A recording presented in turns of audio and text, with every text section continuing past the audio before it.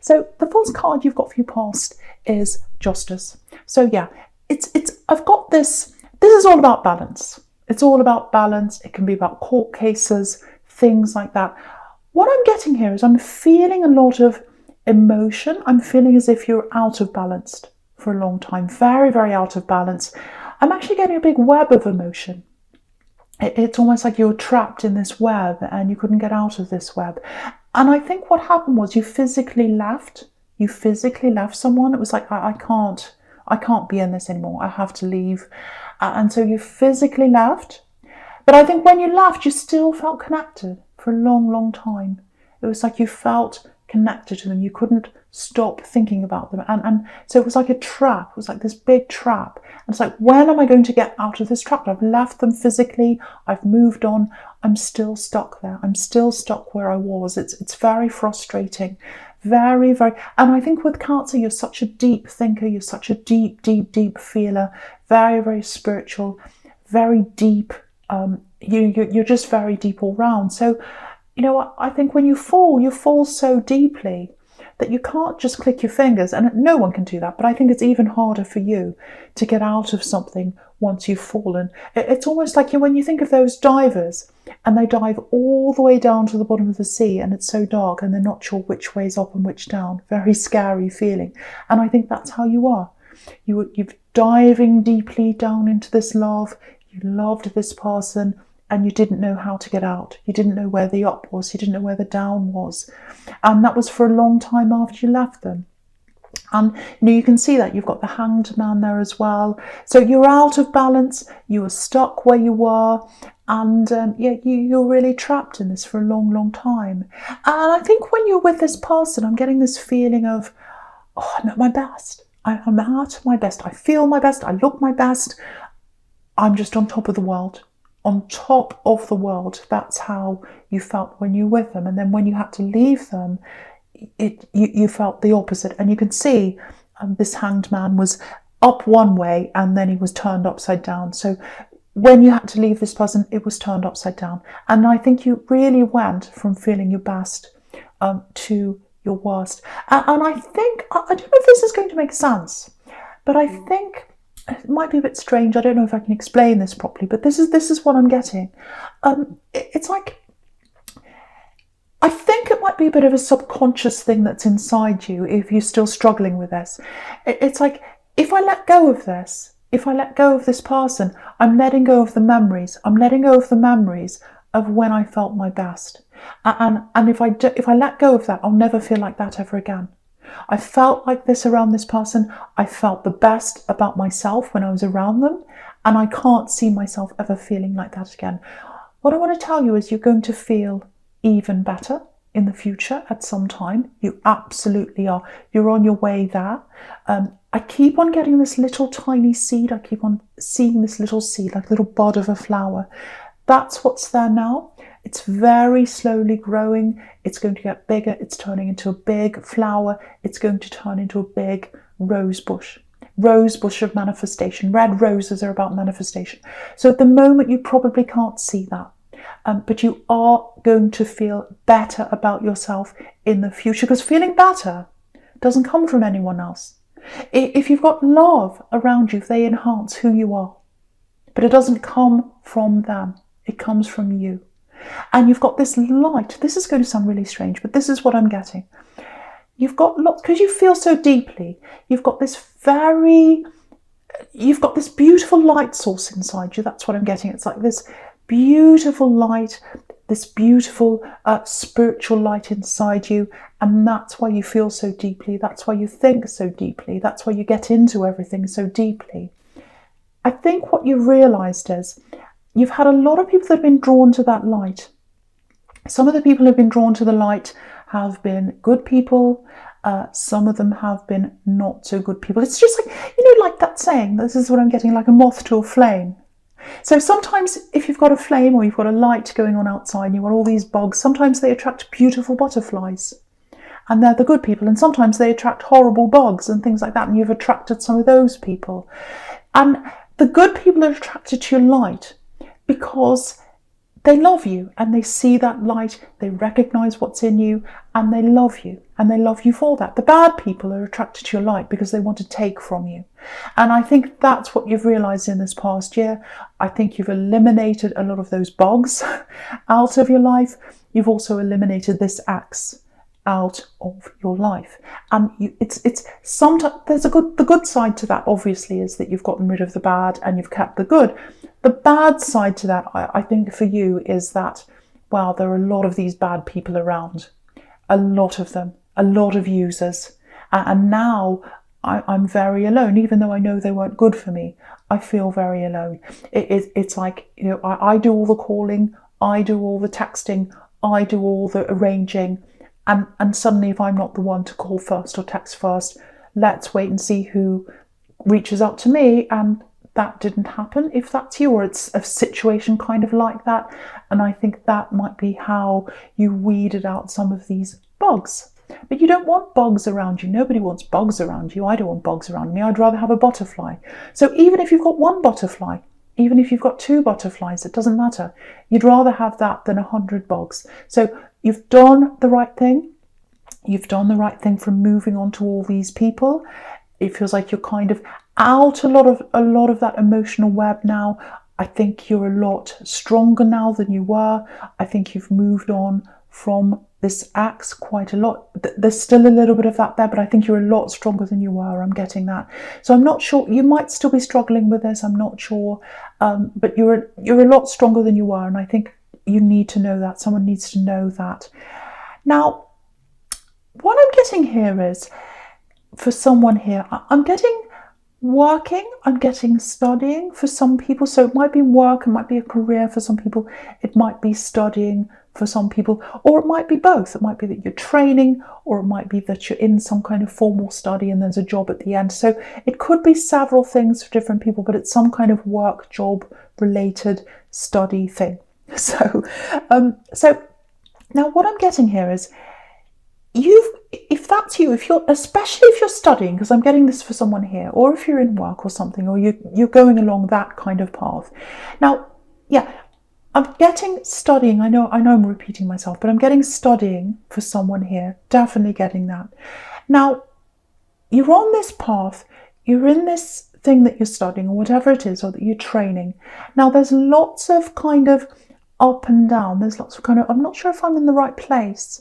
I'm not sure if this is what I should be doing. I'm feeling a little bit, I don't have a lot of confidence around this. I know this is what I'd like to do. I know I can do this, but I'm really lacking in confidence. And it's, some of you might actually be thinking of leaving. You might be thinking, oh, it's, I don't know if this is for me. I don't know if I'm good enough. I don't know if I can do this. I might actually leave. Now, if that's you, don't leave. This is what I want to say to you. Don't leave. You're on the right path. You have someone who is not on the right path, who's around you. That's what I'm seeing, if that's you. So this is very specific for someone here. Now, someone is around you. Obviously, you haven't gotten rid of all the bugs, because there's someone still around you that might be criticizing. Now, they might be acting as if they're trying to help you. They might be saying, oh, I'm just here to advise you. I'm just here to tell you. I'm just here to help you. But there's constructive criticism, and then there's destructive criticism. And I think what they're doing is destructive. I think they're like, I'm trying to help you. I'm trying to help you. But it almost feels like they're around you all the time. They're kind of breathing down your neck, and they're waiting for you to do something wrong. They're watching everything you're doing. They're criticizing. It may be that they've said some things to you in the past, and those critical words are still in your head. So it may be that they're around you. It may be that they're not around you. It might be that you've gotten rid of this bug, but the words from that bug are still in your head. And they're saying, you can't do this. You're doing that wrong. That's wrong. This, all that kind of thing. It's still in your head. You've got to find a way to either eliminate that person, get them out of your life. I really think it's that serious. You've got to get them out of your life, or you've got to get the words out of your head. You've got to get their face out of your head that's criticizing you. This is a good tip, actually. I know this is going to sound really silly, but it's worked for me before, so I'll just tell you this. If you've got some horrible person that's standing over you, criticizing you, whether it's a boss, whether it's someone where you're studying, whether it's a parent, it might be that, someone around you criticizing you, and they've got this nasty face and they're looking at you, just imagine them with a pink cupcake on top of their head, and then you'll laugh. So that kind of alleviates how ridiculous they look, especially if it's a big burly man or something like that. That's what I do. But you've got to get the voices out of your head. Critical voices are actually the devil. The devil stops you from moving ahead. The devil is that voice that says you're not good enough, you're doing this wrong, you'll never do anything, you'll never amount to anything, you may as well leave, you may as well give up now. Now, if you're studying or if you're working or if you're training towards something, even if you've failed, even if you failed the exam, even if you've got a very low mark on an assignment or something like that, doesn't matter. You can pick yourself up and move forward. And I think if you get rid of those voices, if you get rid of that person, if they're still around you, or whatever that is, you will find that light inside you. You'll find that light where you're able to grow. And I think what's stopping you, I think what's really holding you back, and I think what might be making you fail, if that's what you've done, is the critical person, the critical voice. It's not you that's made yourself fail, it's that critical voice. And once you've eliminated that, your confidence will get higher. You'll see yourself being able to do this. Yes, you might not get all A's, you might not be top of the class or whatever, but you'll go, you'll pass, you'll get this, you'll get it finished, and you can do this if that's you. Or anything else you want to do. If it's not studying, if it's your job, if it's anything. If you've got that critical voice inside you from someone that's been around you, eliminate that. Do what you can to eliminate that, or don't be around that person. Just do whatever you can to get your confidence back and get that light inside you and see that light that's actually inside you. So I hope that makes sense to someone. I know I went off a bit, but hopefully that makes sense to someone. Sometimes I go off and I start seeing things and I go off and then I think, does that actually make sense? I hope it does. Okay, so the first card you've got for your presence, this beautiful, beautiful strength card. Now, all these cards, all the way down here, they look amazing. Very positive cards. Strength, beautiful love, beautiful care there. Temperance card, it's all about healing, rising up out of the ashes, getting a positive, going to a positive place from a negative one or a not as good one sometimes. And the Hermit's all about knowing yourself, getting that wisdom and really spending that time. And again, the Hermit is the light. He's carrying the lamp. That's what's inside you. So, okay, so before I talk about all those cards, my eye's just being led between the Strength card, this card, and the Page of Swords again. So what I'm getting, looking backwards and forwards between the two of those, I'm actually getting this feeling of that there's someone you moved on from. Now, it might be this axe that I was getting in the Justice card. It's someone you've moved on from. It doesn't have to be, but it feels like it might be them. I'm getting this overwhelming feeling of guilt. It's like, I'm so guilty. I've got all this regret. This is what I'm getting. I regret this so much. I'm really unsteady by myself, which is what that Page of Swords is. He's all by himself. He feels really unsteady. He's not himself. And, the Strength card shows me how much you've helped them. You've tried to help them. You've tried to do a lot for this person, and they're starting to remember all that. They're starting to remember that. The other thing I'm getting is they might have taken something from you. I don't know whether that's your confidence. I don't know whether that's your heart they stole. It might actually be a physical thing that they took from you. They're very guilty about that if that's you. And yeah, you do go back and think about this, and I'm getting this, how could they do this? How could they do that to me? I really trusted them. I really did. So yeah, again, I'm getting this helping. You put everything into them. You help them. They might have cried next to you at one time, I'm seeing. You might have held them when they were really upset about something. Lots of emotions. I'm seeing lots of emotional help. I think you messaged them. I think you called them. I think you sat there late at night or at a time that wasn't convenient to you. You sat there listening. You sat there helping. You sat there doing that for them, and how do they repay you? Very badly. And, you know, I'm surprised the Tower's not here, actually, because I think they did something that really shocked you, that really hurt you, actually. And right next to this Strength card here, you've got the Eight of Cups on the right. And the Eight of Cups can be, you know, it's a very dark card. It's about longing. It's about, oh, I can see that person walking away. I really miss them. I'm looking through this wall of cups, and I feel very emotional, and I really have all this regret. So that's how they're feeling. So what I'm getting here is sometimes that Eight of Cups can be about, you know, this man's walking away and he comes back around this hill again, and he comes back around again. So I think what's going to happen is they're going to come back, they're going to come and talk to you. I'm seeing an apology here because I'm getting all this guilt that's welling up inside them. It's overwhelming, and it's like it has to come out somewhere. It has to come out. I have to say this. So I think if that happens to you, I think when this apology comes to you, and I think it will, or some kind of apology, or I'm sorry, I'm so guilty, it's something like that. You know, I think you're going to deal with this quite well, actually, because you've got this beautiful Temperance card here. And again, the Temperance card is all about healing, getting through something, getting through the worst and rising up. So you're very strong when it comes to this ex now, this person who's coming back. So I think what's going to happen is you might keep them at arm's length for a while, especially at the beginning. You know, they might come back and apologise or say something. You'll say, well, oh, I need to stand back from this. I don't know how I'm going to deal with this yet. You know, I'm going to be a bit like the hermit and get some time to myself before I say anything, and the hermit's down the bottom again. Or, you know, like this hanged man, I'm going to sit back again and just think about what I really want.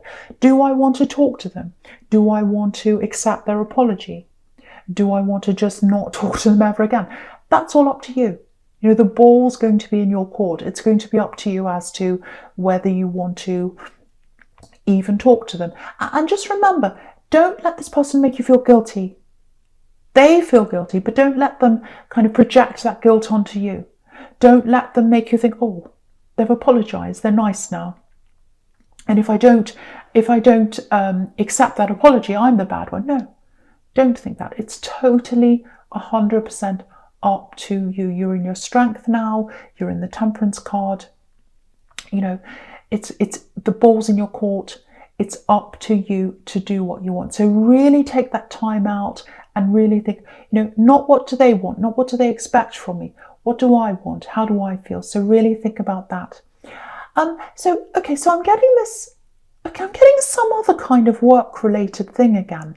I don't know if it's related to this studying thing that I was getting before. It feels like something else. It feels like something. It feels like maybe you're doing something that's like a side thing. Maybe it's a hobby. Maybe it's something you do in your spare time or something like that. It feels like it's something creative. So it might be something that you're thinking, you know, I love doing this and I've always wanted to do this full time. You know, imagine if I could do this full time. You know, it might be painting, it might be music, it might be acting. It's something creative. I don't know what it is, but it feels like something creative. It might be writing. And you're thinking, you know, I'd love, if I could do this full time and get paid to do this, I'd be so happy. So if that's you, what I want to say to you is, again, get the voices out of your head that are telling you you're not good enough and that you can't do this and that you'll never make any money out of this. It's just ridiculous. You know, I've been told that. I do art, and I've been told that all my life. You'll never make any money out of this.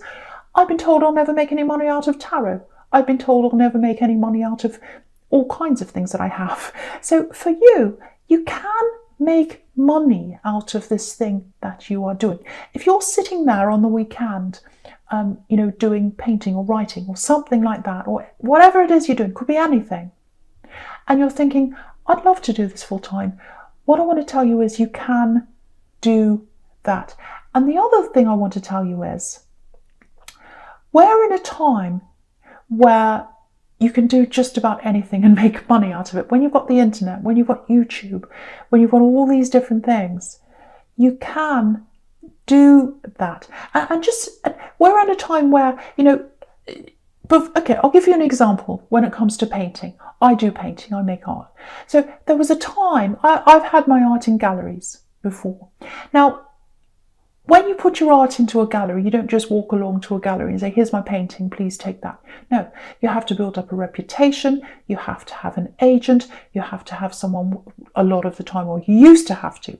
And so it's hard work. It can take years and years and years to get a gallery to even see you, to even recognize you. And then on top of that, you've got to sell things. And then say if you want to be an art teacher, which I do as well, if you're going to go out on your own as an art teacher, or this is how it used to be, you've got to find the space, you've got to hire the space, you've got to advertise it, you've got to find the people, they might cancel on you, you might lose your money, all kinds of things that happen. But now with the internet, you can do that and reach thousands of people in the one room, and you can teach to all those people, doesn't matter where they are. They can be anywhere in the world.